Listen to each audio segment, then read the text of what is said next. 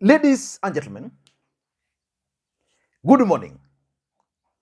It is my hope and prayer that this video is going to find you guys in good health. Personally, I'm fine. The weather in Kisumu is fantastic. Maybe you could let me know where you're watching this particular video. It's been a long time. William Samoei Ruto is a cornered man. And the deputy president is worried. He is worried because the intelligence services and the intelligence information is being used by President Uhuru Kenyatta to aid Raila Odinga in winning the upcoming general election. William Ruto is the deputy president of the Republic of Kenya. And as the deputy president of the Republic of Kenya, constitutionally, he's supposed to receive the intelligence report or information.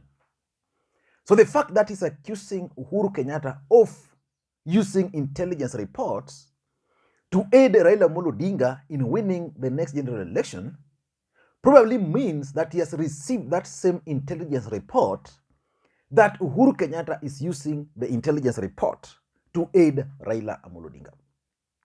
And William Ruto is worried. And as someone who has been following the politics of this country, it's understandable. William Ruto left ODM party before the 2013 general election. The reason he left ODM was as a result of the intelligence. President Mwai Kibaki at that time used the intelligence report and the intelligence system to shape William Ruto's mind to leave ODM party.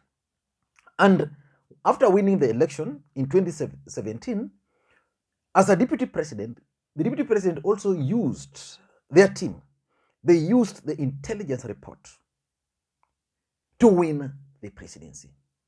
So William Ruto understands the power and the influence of intelligence reports in this country.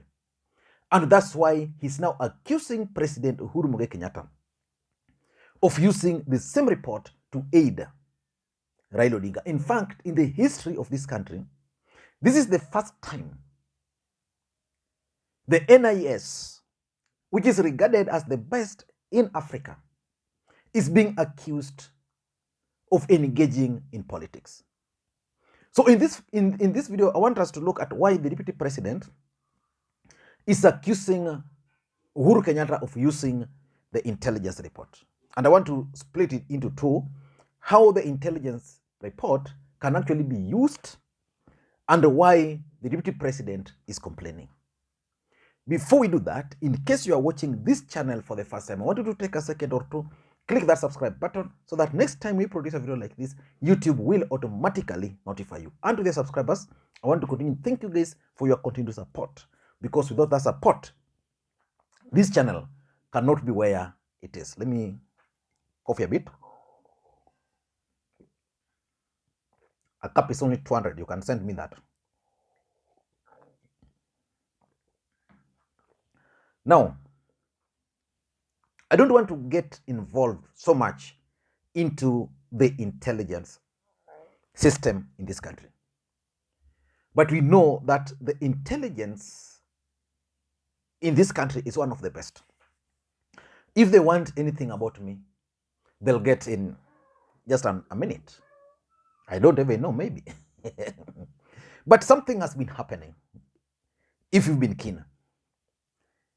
The intelligence has been releasing serious information about William Ruto supporters. Johnson Sakaja has been cleared by IEBC, for example. Initially, Sakaja wanted to use another university in Uganda. The intelligence said he never went through that university. So they leaked information. Then he started making inquiries about another university, the one which IBC used to clear him. The intelligence then started issuing out intelligence about that university, and of course, all Kenyans know that Sakaja has been cleared, but the university degree he has is not authentic. Those are the truth. You can also remember Malala saga, where information about USIU, how he penetrated the system, also came to fore. Yesterday, there was this Elgeyo Marakwet running mate who resigned from government, but not on time. So those information keeps on leaking. So there's a lot of information, intelligence information, about William Ruto and his allies, which are leaking. So that's how powerful the NIS can be. But how can NIS be used? Number one is the opinion polling. You know, intelligence of this country already, as we speak, they know who is going to be the next president of the Republic of Kenya. They already know, even the percentage, if elections were to be held. And that's why you saw there was a fight between Kibicho and Ruto. When Kibicho talked of 60%, and Ruto claimed that they were ahead with 8%. So the reality is the intelligence system conducts opinion pollings. So that when President Uhuru Kenyatta is seated at State House, every week he's presented with opinion polling that this is how Ruto is performing, this is how Raila is performing.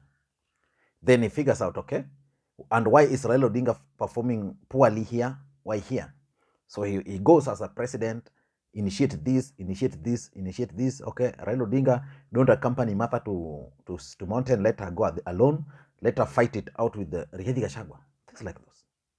So opinion polling is one way NIS can be used, because they conduct this opinion polling, which is to point.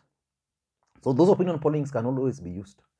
Like if Ruto were enjoying the support of the system, for example, he would be told that Raila Odinga is leading in Western, but he's leading because of A, B, C, D. So if you want to overtake him, do A, B, C, D. So that's how intelligence system can be used. Number two is messaging. The intelligence will always advise when you make a mistake in your messaging, what to say, what people want to hear, what people don't want to hear, especially on specific issues. If you followed BBI was a bit unpopular, and I'm sure the intelligence used to advise President Uhuru Kenyatta, and that's why the president at some point was low on the BBI. Then he tried correcting certain things until the county assemblies decided to pass it. The parliament passed it. So, for example, if Uhuru was not sure, if the intelligence told him that the county assemblies are going to reject this document, he would not have been subjected to that process. What I don't know is whether Uhuru was briefed about the courts, that courts were planning to thwart the move. Maybe he was also advised. So messaging is one way the intelligence system can always help a candidate. Number three is shaping opinions. You see, like right now, there's an opinion in this country that Rigathi Gachagua is not popular compared to Martha Karua. That the choice of Rigathi Gachagua was a wrong choice, but that of Martha Karua was a good one. And there's this talk that give Rigathi the mic. All those probably have been engineered by the intelligence, so that whenever he goes outside there, he makes some mistakes, then, okay, this is right. It's shared.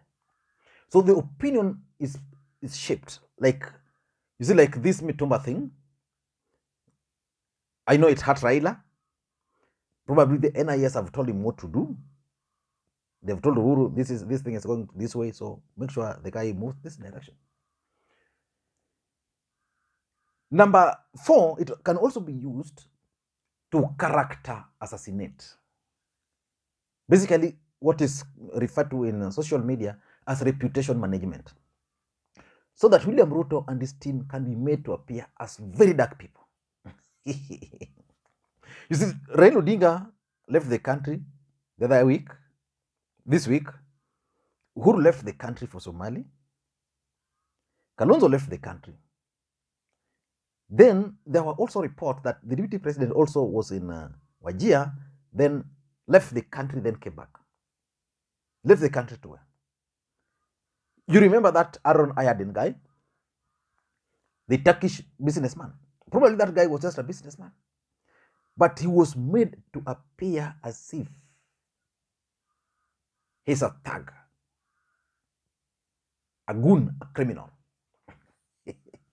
So NIS can also be used to character assassinate, so that William Ruto and his team will always be portrayed in a negative way.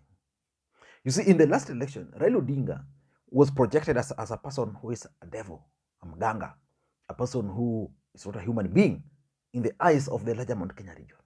So the NIS told Uhuru Kenyatta, if you want to deal with Raila Odinga, paint him this way.